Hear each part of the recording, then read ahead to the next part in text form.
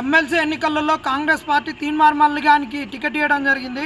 తీన్మార్ మల్లిగాన్ని ఏనాడు కూడా మేము మల్లిగాడు గిల్లిగాడని మాట్లాడలేదు. వానికి మర్యాద ఇచ్చి మాట్లాడినాం. మల్లన్న అన్న అని మాట్లాడినాం. ఈ దొర గురించి 6 నెలలు పాదయాత్ర చేసినాం. మా ఎనర్జీని వేస్ట్ చేసుకున్నాం, మా డబ్బుల్ని వృధా చేసుకున్నాం. సమాజంలో వీని వల్ల కేసులు పెట్టుకున్నాం. జగదీశ్వర్ రెడ్డి మనుషులు మా మీద దాడి చేసిర్రు. ఎన్నికల రోజు చివ్వెంల మండలంలో మా శ్రీకాంత్ రెడ్డి పైన దాడి చేసి అతన్ని చంపుతామని అడ్డుపడి అతని సెల్ ఫోన్లను గుంజుకొని అతని డెబిట్ కార్డులను ఇచ్చేసినప్పుడు అక్కడ ఉన్నటువంటి సిఐ కొద్దిగా మానవతా దృక్పథంతో చాకచక్యంతో వ్యవహరించడం వల్ల త్రుటిలో అతను మరణం అనేది తప్పింది. ఇంతకు బరిదెగించి సూర్యాపేట జిల్లాలో ఇన్ఛార్జులుగా చేసినాం మేము.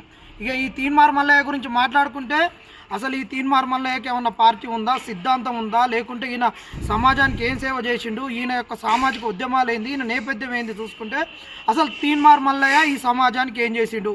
ఈ తీన్మార్ మల్లిగాడు అనేటోడు తెలంగాణ ఉద్యమంలో ఎక్కడా లేడు. ఈ తెలంగాణ ఉద్యమం జరిగేటప్పుడు అప్పుడున్నటువంటి రాజకీయ పార్టీలకు సంబంధించినటువంటి ఛానల్స్ అన్నీ ఏవైతే ఉన్నాయో అవన్నీ అప్పుడున్నటువంటి సమైక్యాంధ్ర ఉద్యమానికి కొమ్ముగాస్తున్నటువంటి తరుణంలో ఆ రోజు V6 అనే ఒక ఛానల్ను ఈరోజు ఉన్నటువంటి వివేక్ వెంకటస్వామి తీసుకురావడం జరిగింది. ఈ వివేక్ వెంకటస్వామి ఈ తెలంగాణ యాసను, భాషను వీటన్నిటిని తెలంగాణ ప్రజలలోకి చొచ్చుకుపోవడానికి ఏ విధంగా చేయాలని చెప్పేసి ఆలోచన చేసినప్పుడు ఆ రోజు ఉన్నటువంటి అంకం రవి గారు ఒక తీన్మార్ న్యూస్ అనేటటువంటి ఒక ప్రోగ్రామ్ను పెట్టి ఈ తెలంగాణ యాసకు, భాషకు వీనికి ఒక ఏషం కట్టి, ఒక గొల్ల శుద్ధులు ఉన్నటువంటి ఏషం కట్టి గొంగడేసి కర్ర చేతికి పట్టి ఈయనకి చేతికి దండకడియాలు వేపించి ఆ రోజు తీన్మార్ వార్తలు చదివిపించారు. ఆ తీన్మార్ వార్తలతోటే ఈడు పోయిండు. తెలంగాణ ఉద్యమం ఉవ్వెత్తున నడుస్తుంటే అందరు లాఠీ దెబ్బలు తింటుంటే జైళ్ళకు పోతుంటే ఆడపిల్లలను ఈ సిఆర్పిఎఫ్ వాళ్ళు వచ్చి వాళ్ళను మానభంగాలు చేసేంత దారుణంగా వాళ్ళని హింసించినప్పుడు కూడా ఈ మల్లిగాడు ఎక్కడా లేడు. సమాజంలో ఎక్కడ వీడు కొట్టాలేదు. వీడు ఏమైనా సామాజిక ఉద్యమాల తరపున ఎక్కడన్నా ఉన్నాడా అంటే ఎక్కడ లేదు. వీడు ఏనాడు కూడా రోడ్డెక్కి కొట్లాడలేదు. ఇక్కడ ఎక్కడ కానీ ఈరోజు నిరుద్యోగులకు అంటున్నాడు. ఈరోజు నిరుద్యోగుల పక్షాన మాట్లాడుతాను చెప్తున్నాడు. ఏ రోజన్నా గ్రూప్ 2 పోస్ట్ పోన్ గురించి కానీ వచ్చిండా, పోస్టులు పెంచలేదని వచ్చిండా, ఈ సమాజంలో జరుగుతున్న అవినీతి పైన కానీ అక్రమాల పైన కానీ ఇటు బహిరంగంగా వచ్చి ఎక్కడన్నా రాస్తారోకులు చేసిండా? చెయ్యడు. రాస్తారోకులు చేస్తే ఈయనకి పోలీసు వాళ్ళు మంచిగా ఎక్కడ ఏం పెట్టాలో అక్కడ పెడతాడు. ఎందుకంటే ఈయనకి నోరుకు అదుపు ఉండదు. వీనికి ఒక భాష శుద్ధి అనేది ఉండదు. నోరుకు అదుపు అనేదే ఉండదు. వీని నోటికి తాళాలు వేయాలని ఆ రోజు పోలీసులు అనుకున్నారు. కాబట్టి వీడు ఎక్కడా రాడు. వీడు ఏడ దొరికితే వీనికి మంచి భరిత పూజ చేయాలనుకున్నారు. వీనికి పోలీసు వాళ్ళే కాదు, సమాజంలో కూడా వీడు చాలామందితోటి వీని ఒక స్వలాభం కొరకు చేసినటువంటి వాడు. కాబట్టి ఉద్యమాలలో లేడు, సామాజిక ఉద్యమాలలో లేడు, తెలంగాణ సాధనలో కూడా వీని పాత్ర ఏది లేదు.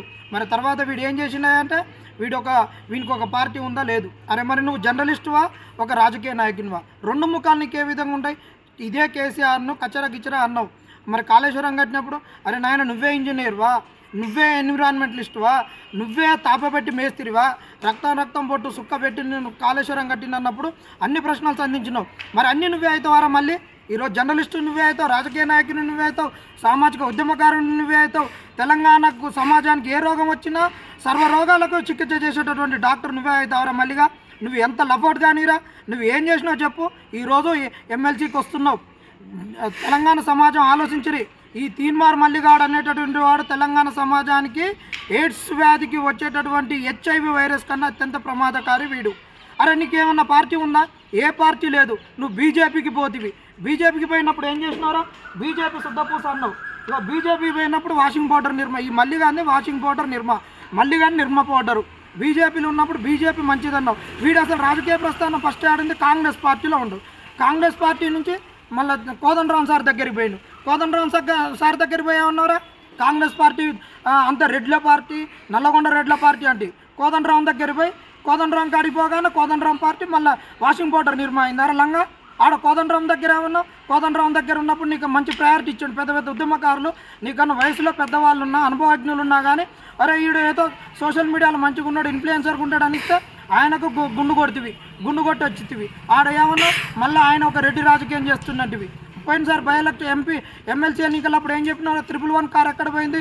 గవర్నర్ ఆఫీసు పోయింది. కోదండరాం ఎన్ని కోట్లు తెచ్చుకున్నాడు, సంచులు తెచ్చుకున్నాడు, మూటలు తెచ్చుకున్నాడు, దాచుకున్నాడు అంటివి. అదే అయిపోయి ఆ పార్టీ నుంచి పోతే ఆ పార్టీ నుంచి ఎక్కడున్నారా? మళ్ళీ నువ్వు ఎమ్మెల్సీకి గెలిచి కొత్త పార్టీని ప్రమోట్ చేస్తాంటివి. ఆ నుంచి నిన్ను అరెస్ట్ చేసినాక ఆడికి పోయినావు, బీజేపీ పార్టీ పోయినావు. బీజేపీ పార్టీకి పోయి ఏమన్నావు? బీజేపీ పార్టీలో జాయిన్ అయ్యి సభ్యత్వం తీసుకొని ఈ సభ్యత్వం కాగితాన్ని చూపిస్తే ఇది సభ్యత్వం కాదు, ఇది కేసీఆర్ కుటుంబానికి ఉరికంబం ఎక్కిచ్చేది, ఇది తెలంగాణ ప్రజలకు విముక్తి చేసేటటువంటిది అంటివి. ఆ నుంచి మళ్ళీ ఎక్కడ వచ్చినారో లంగా, మళ్ళీ ఆ నుంచి మళ్ళీ కాంగ్రెస్కి వస్తుంది.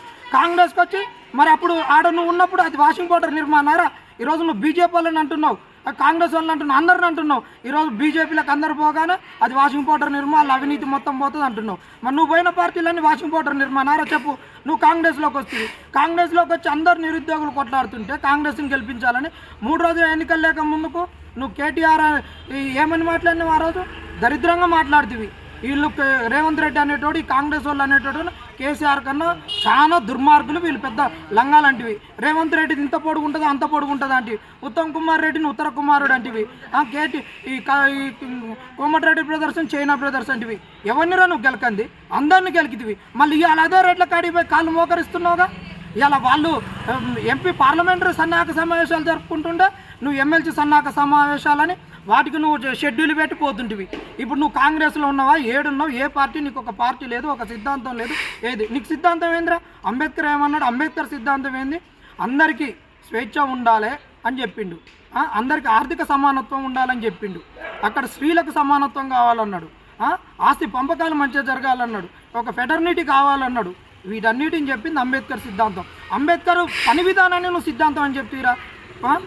పోరాడు, బోధించు, సమీకరించు, పోరాడు అనేది ఆయన వర్కింగ్ స్టైల్. దాన్ని కూడా సిద్ధాంతం వంటివి. నువ్వు విశారదన్ మహారాజ్ దగ్గర ఉండి ఏం నేర్చుకున్నావు? ఆయన చెప్పినటువంటి అన్ని నేర్చుకొని వచ్చి మేము బస్ యాత్ర చేస్తుంటే, మేము నీకు పాదయాత్రలు చేస్తుంటే నువ్వు ఆటోలలో కూర్చొని ఖాళీ సమయాలలో మొత్తం విశారదన్ మహారాజు వీడియోలు వినొచ్చి నువ్వు రెచ్చగొట్టి మాట్లాడి మేమేమో బయట పడుకుంటుంటే, దొంగలో పడుకుంటే నువ్వు లాడ్జీలలో తాగి పంతివి. అరే నువ్వు ఒక్కనాడన్నా తాకుండా స్టూడియోకి వస్తావా? మాట్లాడతావా న్యూస్? ఏ నాడు కూడా నువ్వు మాట్లాడవు. నువ్వు ఒక 4 డబ్బాల సిగరెట్లు తాగుతావు, 2 ఫుల్ బాటిల్ తాగుతావు. కౌంటింగ్ రోజు అందరం దోమల కాడ ఫంక్షన్ హాల్లో పంతే నువ్వు పోయి లాడ్జీలో పంతి తాగి పంతివి. నువ్వు ఈ మల్లిగానికి ఓటు అనేది అసలు వేయద్దు. మల్లిగాడు చాలా డేంజర్ గాడు. వీనికి ఒక సిద్ధాంతం లేదు, ఒక పార్టీ లేదు, ఏది లేదు. వీడు గెలిస్తే తెలంగాణ సమాజాన్ని బ్లాక్మెయిల్ చేసి కోట్లు దండుకున్నా. నీ దగ్గరికి సమస్యలు వస్తే ఏనాడన్నా నువ్వు పరిష్కరించినవా? వచ్చిన సమస్యను నువ్వు తీసుకొని నువ్వు డబ్బులు దండుకోవడం చెప్తే ఇక మరి ఏం జరుగుతుందా అంటే ఈ మల్లిగాన్ని గెలిపించడం కొరకు కాంగ్రెస్ వాళ్ళు ఏంటంటే ఒక బల్మూర్ వెంకటు ఇక కాంగ్రెస్ వాళ్ళు అందరూ కలిసి వాళ్ళ అశోక్ని తీసుకొని వచ్చారు. అశోక్ అనే వ్యక్తిని తీసుకొని వచ్చి ఈరోజు బక్కా జడ్సన్ అనేటటువంటి ఒక నికారస్ అయిన నాయకుడిని ఏ విధంగా ఒడగొట్టాలి. ఈ బక్కా జడ్సన్ అనే వ్యక్తికి 2 కాళ్ళు లేవు. ఈయన తెలంగాణ ఉద్యమంలో లేకపోయినా ఈరోజు నిన్న మొన్న విఠలన్న కూడా చెప్పిండు, తెలంగాణలో ఈ కల్వకుంట్ల కుటుంబం ఎంత దోపిడీ చేసిందనే దాని మీద అల్లు పెరగకుండా ఈ రోజుకు 180 కేసులు వేసినటువంటి వ్యక్తి బక్కా జడ్సన్. ఢిల్లీ లెవెల్లో ఒక వార్డు మెంబర్ కాంచి ఒక పంచాయత్ సెక్రటరీ కానించి ఎక్కడికి రాష్ట్రపతి వరకు కూడా కలిసి రాష్ట్రపతి కాడికి పోయి రాష్ట్రపతి పాలన విధించమని ఇక్కడ రాష్ట్రపతి పాలన ప్రవేశపెట్టమని కోరినటువంటి వ్యక్తి కూడా బక్కా జడ్సన్. ఈరోజు ఆ బక్కా జడ్సన్ నొడగొట్టాలని అశోక్ని తీసుకొని వస్తారు. ఆయన ఎంత మంచి వ్యక్తి అంటే చూడండి, ఆయనను సస్పెన్షన్ చేసినప్పుడు ఏమన్నారు?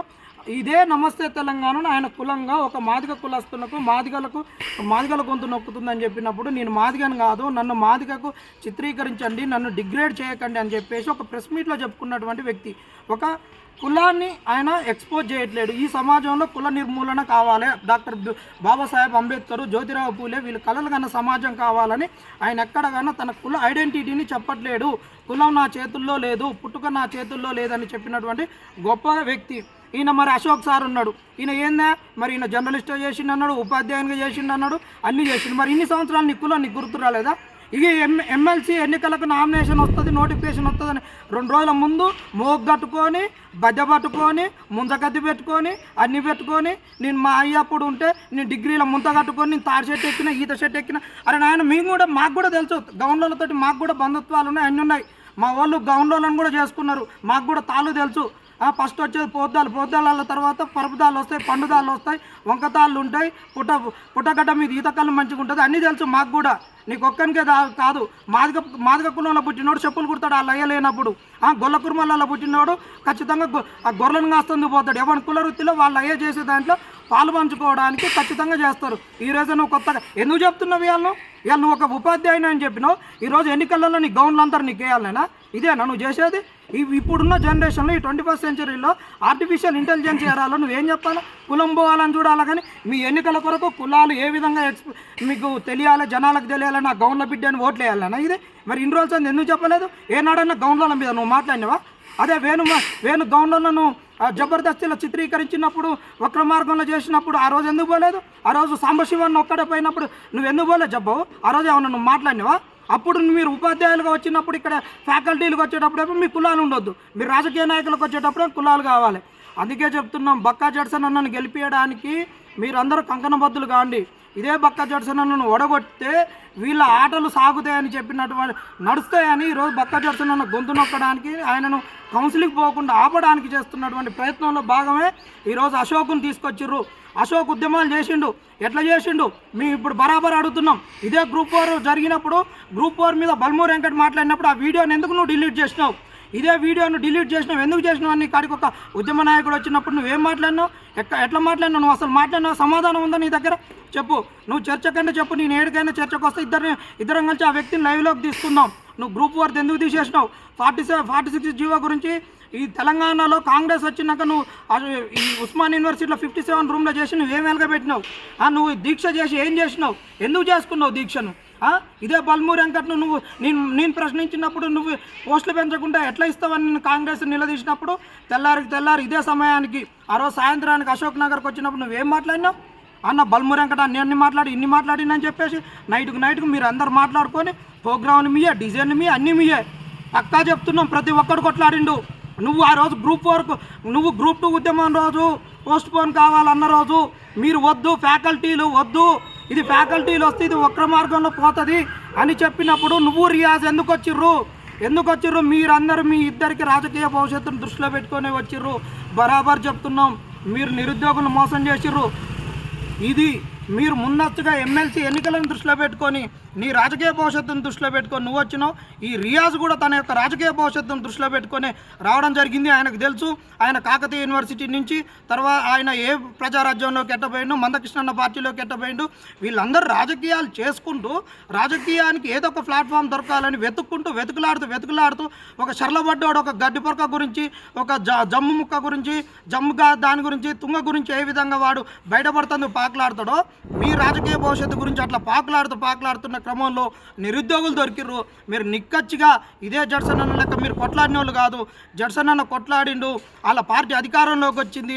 ఆయనకు ఇక్కడ కాదు ఢిల్లీ లెవెల్లో ఇవాళ రేవంత్ రెడ్డికి పీసీసీ వచ్చిందంటే బక్క జడ్సన్ అన్న యొక్క పుణ్యమే, బక్క జడ్సన్ అన్న త్యాగమే. బక్క జడ్సన్ అన్న ఈరోజు ఉత్తమ కుమార్ రెడ్డిని నిలువరించి కొట్లాడి గాంధీ భవన్లో 20 ఛానళ్లతోటి ఇంగ్లీష్ ఛానళ్ళల్లో కూడా మాట్లాడి కాంగ్రెస్ బతకాలంటే రేవంత్ రెడ్డి పీసీసీ వాళ్ళని కొట్లాడి రేవంత్ రెడ్డికి పీసీసీ ఇప్పించి ఇవాళ తెలంగాణలో కాంగ్రెస్ని తెప్పించిన వ్యక్తి ఈరోజు కాంగ్రెస్ కూడా తప్పిదం చేస్తుంటే, నా కాంగ్రెస్ ఇచ్చిన హామీలు ఏంది ఎందుకు నెరవేరట్లేదని చెప్తుంటే కాంగ్రెస్ బహిష్కరించింది. ఆయనకు రాజకీయ భవిష్యత్తు అంధకారంలోకి పోతుందని కూడా ప్రశ్నించిండు. ఒక మంచి భవిష్యత్తును వద్దనుకొని ఈరోజు ప్రజల పక్షాన్ని నిలబడ్డాడు. మీ లెక్క మీకు ఆదాయాలు సమకూర్చుకొని కుటుంబాన్ని ఒక లగ్జరీగా చేసుకుంటూ పోలేదు ఆయన రాజకీయం గురించి ఎంపర్లాడట్లేదు. తెలంగాణలో ఏదైతే దోపిడీ జరిగిందో ఈ దోపిడీకి జరిగినటువంటిది సకల సంపద కూడా తెలంగాణ సమాజానికి దక్కాలని ఆయన పోరాటం చేస్తుండు. ఖచ్చితంగా బక్కా జడ్సన్ అన్నను గెలిపియాలి. బక్కా జడ్సన్ అన్న గెలుపు గురించి మేము ఖచ్చితంగా పాటుపడతాం. ఈ దొంగల భర్తం పడతాం. ఎవరెవరు ఎన్ని కుతంత్రాలు చేసినా, ఏ బి టీములు దిగినా, సి టీములు దిగినా, ఏ టీములు దిగినా అన్ని టీంలను భర్తం పట్టి పక్కకు పట్టించి మాకుండే ఎత్తుగడలు మాకు కూడా ఉంటాయి. ఇక మేము కూడా సోషల్ మీడియాలలోకి వచ్చినాం. ఒక్కొక్కరు నువ్వు ఎట్ట పెట్టుకుంటున్నావు, ఏమేమి మాట్లాడుతున్నారు మేము కూడా చూస్తాం. 46 జీవో తమ్ముళ్ళని మేము ఒకటే అడుగుతున్నాం. అశోక్ సార్ అడిగి ఉండొచ్చు, కాదనట్లేం. బక్కా జడ్సన్ అన్న కూడా అడిగిండు. మీరు ఒక్కసారి ఎట్టబోతారు బ్రదర్స్, ఆలోచించుకోరి. మీరు మళ్ళీ గారికి వద్దు.